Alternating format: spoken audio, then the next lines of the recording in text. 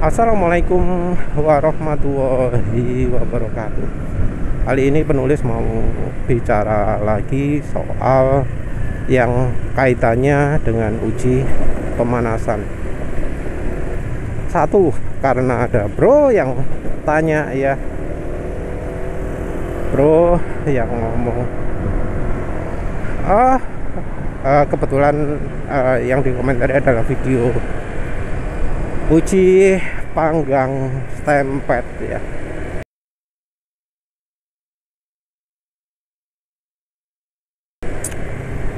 Oh, namanya stemped, nggak mungkin sampai kena panas. Mau panas seberapa CVT itu, bantah. Terus penulis tunjukkan, kira-kira menurut Anda ini bro, kalau puli belakangnya CVT motor matic sampai warnanya hitam itu kenapa ya?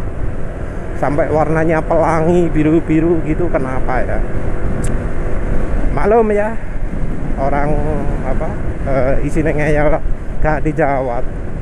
Orang kalau memang niatnya untuk internetan itu hanya untuk mencari kesenangan dengan menghujat orang, itu biasanya gak jawab. Dan ya beneran nggak dijawab, ganti langsung alasan, nggak mengakui kesalahan dulu ya, tapi langsung ganti buat alasan lagi. Jadi kalau orang yang genah, orang yang beneran saintifik, itu biasanya orangnya akan, oh iya bener ya, berarti panas emang ya CVT gitu. Nah orangnya nggak mengakui, terus kemudian buat alasan baru. Tapi kan uji itu nggak bener, uji dipanasi itu kan nggak bener. Uji stemped yang bener itu kan nggak sekedar dipanasi saja. Iya kok, bener. Uji stemped itu tidak dipanasi, tapi ada kata-kata saja. Karena uji stemped itu salah satunya juga ada uji pemanasan ya. Kalau nggak salah ASTM 2265, kalau nggak salah ya.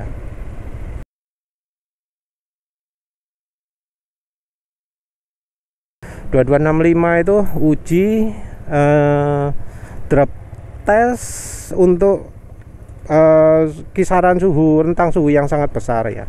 Mulai dari 0 derajat sampai 300 derajat. Kalau nggak salah kayak gitu ya. Jadi untuk stemped itu ada uji yang melibatkan panas juga. Penulis juga lihat ada uji oksidasi, stabilitas oksidasi. Tentu kalau stabilitas oksidasi suhunya nggak mungkin dingin ya, suhunya pasti panas. Tapi yang jelas dari hasil uji tersebut ya, stemped top one item sama Suzuki X-Star bisa tahan panas ya. Setelah dipanasi memang jadi makin kering, tapi ketika dipegang-pegang tangan gitu masih tetap licin gitu ya. Sementara itu yang punya AHM setelah dipanasi begitu membeku jadi padat dan sulit digosek-gesek, sulit jadi nggak licin lah, jadi peret gitu.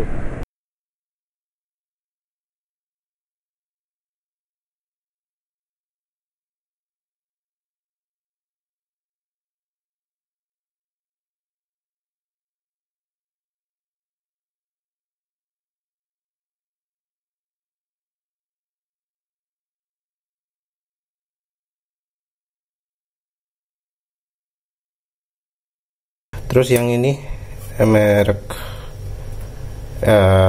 AHM, aduh wis nggak ada harapan ya, karena jadi lapisan yang kerak, jadi kayak apa ya, kayak permen gitu mungkin ya. Harus butuh tekanan sangat kuat sekali baru bisa hilang ya. Nah menurut penulis itu yang bikin motor Matic Honda CVT-nya sering bermasalah, jadi getar, jadi bunyi, jadi kasar, jadi ya wis pokoknya nggak ngenai pemiliknya lah, karena kualitas tempelednya buruk. Ada yang ngomong kualitasnya buruk pakai part KW.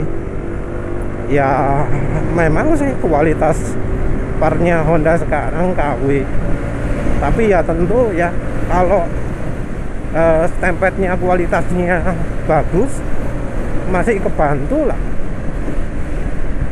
Sudah part KW pakai template yang KW juga ya cepat rusak. Nah, walau ya uji panggang itu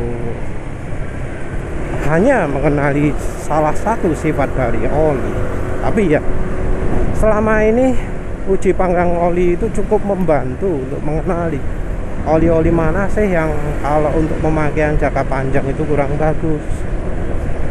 Jadi dari hasil uji pemanasan itu ada dua hal ya yang bisa kita cek. Yang satu, seberapa cepat sih olinya teroksidasi karena panas. Yang kalau di ASTM ini ada ujinya ya. Sayangnya penulis lupa uji apa? Thin film oksigen uptake, TFOT.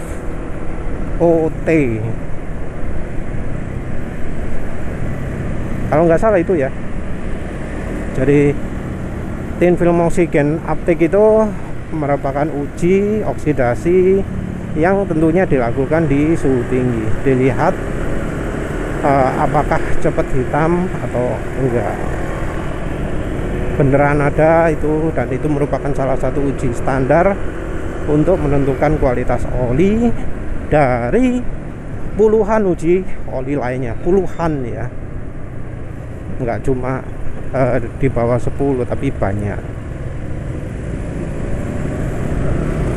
Terus selain itu uji penguapan. Nah, kalau uji penguapan ini cukup banyak juga pabrikan oli yang melampirkan datanya. Namanya adalah evaporation loss, NOACK, evaporation loss. Beberapa oli menampilkan hal itu. Tentu kalau pabrik-pabrik yang lokal, yang ya mereknya lokal sekali, itu nggak bakalan ya menampilkan.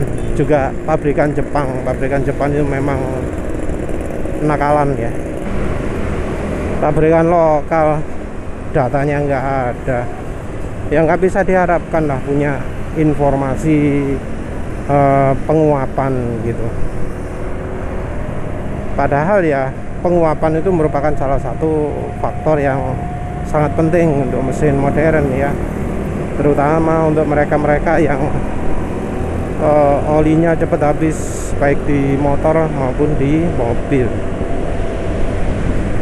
Jadi uji pemanasan itu ya minim menunjukkan dua itu.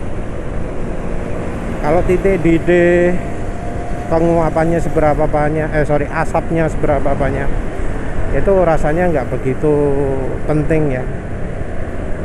Tapi dua itu, dari seberapa cepat jadi hitam dan seberapa banyak berkurangnya, itu penting sekali. Itu merupakan salah satu uji yang ya penting lah untuk jadi faktor kelulusan suatu oli. Nah, penulis sebelumnya ngomong bahwa oli PAO itu penguapannya minim, terus nggak mudah jadi hitam. Nah, kita juga harus perhatikan ya bahwa oli PAO itu sekarang langka. Oli yang mencantumkan PAO di botolnya itu juga tidak berarti 100% PAO. Beberapa oli kandungan PAU nya cuma ya anggap aja berapa persen gitulah, antara 10 sampai 30% mayoritas. Jarang sekali kita jumpai oli yang full PAU. Nah, penulis barusan melakukan uji oli ya. Uji oli ini salah satunya adalah oli Valvoline. Penulis harapannya kalau ada PAU-nya awet, tapi ternyata nggak begitu awet. Termasuk cepet jadi hitam lah ya, tapi kalau dibandingkan dengan Mestran SAE40 ya mungkin olinya ada PAU-nya, tapi sepertinya bahan lainnya itu buruk ya. Jadi PAU-nya jadi nggak membantu. Jadi mungkin aja bahan yang dipakai adalah bahan daur ulang atau yang sekelas. Jadi oli itu walau sama-sama grup 2 ada beda kualitas juga. Jadi oli ada yang namanya ring atau kisaran. Ada penelitian yang menunjukkan ini kalau oli grup 2 itu kemampuannya antara segini sampai segini, dan itu ringnya lumayan besar ya, bisa sampai 2 kali lipat antara yang bagus dengan yang tidak bagus. Dan penulis juga sudah coba panggang oli 9 circle, dan ternyata oli 9 circle tersebut secara kemampuan tahan panas masih kalah ya daripada oli mineral.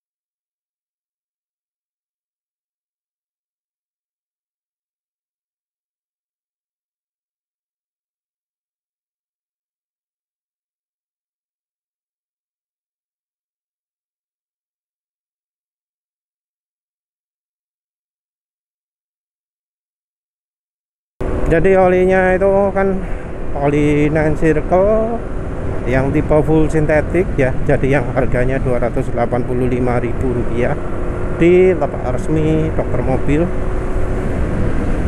Itu diklaim olinya itu adalah tahan panas.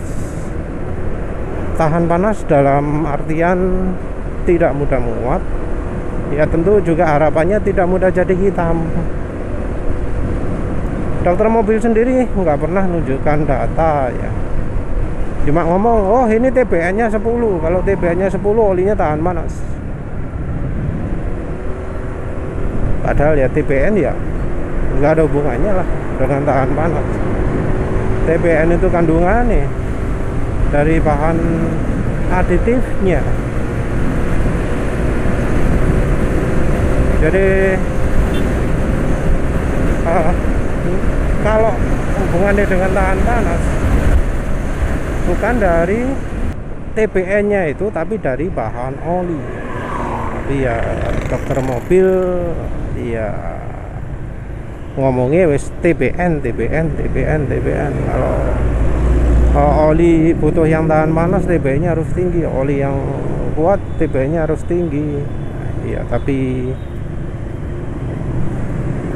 faktanya penulis uji coba dari sisi warna hitamnya ternyata kalah dengan Mestran.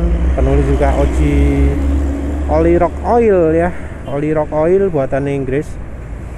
Ternyata dibanding Rock Oil lebih awet Rock Oil, padahal oli Rock Oil ini penulis beli harga 150.000. Oh iya, semua oli yang penulis coba ini adalah tipe full sintetik, fully sintetik, atau mbolah variasi ini, pokoknya tipe full sintetik, dan sama-sama kekentalannya 5W40. Jadi nggak ada alasan memang oli lebih encer itu lebih cepat menguap, itu kekentalannya sama. Dari kekentalan sama itu kemampuan penguapannya ternyata kalah sama meteran SE40. Padahal ya dulu klaimnya oli yang tahan dari penguapan juga adalah yang full sintetik ya. Tapi ya nyatanya sekarang oli full sintetik zaman sekarang itu secara kemampuan daya tahan panasnya itu di bawahnya oli mineral. Mengapa bisa seperti itu? Karena ya memang bahan oli full sintetik sekarang sudah bukan oli yang tahan panas, sudah bukan bahan oli yang tahan penguapan.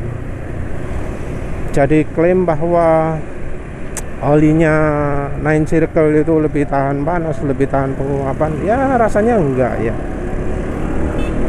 Kalau misalnya dokter mobil mau menunjukkan bukti, ya harusnya dokter mobil melakukan pengujian no evaporation loss, menunjukkan data oxidation stability sesuai dengan standar ASTM-nya. Toh itu olinya juga sudah ada logo API-nya ya. Sudah berani menampilkan logo API. Artinya olinya pasti sudah melakukan uji tersebut. Ya sayangnya juga dari website resminya Nine Circle ya tidak menampilkan data spesifikasi apapun. Yang ada cuma 5W30, itu pun juga terbatas. Nggak ada data yang daya tahan panas. Padahal ya harusnya ada lah ya, harusnya dikasih lah uji daya tahan panasnya berapa. Kalau sampai tanpa data itu ya mencurigakan. Tapi ya memang zaman sekarang orang itu bisa lolos ya dengan hanya modal ngomong tok. Hanya modal ngomong tok orang jadi percaya. Diomongi, oh ini oli bagus, ini full sintetis, ini beda dari yang lain, tahan penguapan, tahan panas. Ya, orang kadang percaya. Karena orang nggak tahu cara ngeceknya ya opo. Padahal cara pengecekannya gampang. Ada dipanasi lah, wong uji ASTM-nya aja pakai manasi kok. Nyah balik lagi lah. Jadi rasanya ya banyak orang mengkritisi uji pemanasan yang penulis lakukan itu adalah untuk membela merek oli-oli yang buruk hasilnya di uji panggang oli. Padahal uji pemanasan merupakan salah satu uji yang wajib dilakukan ya untuk oli, wajib lulus ya.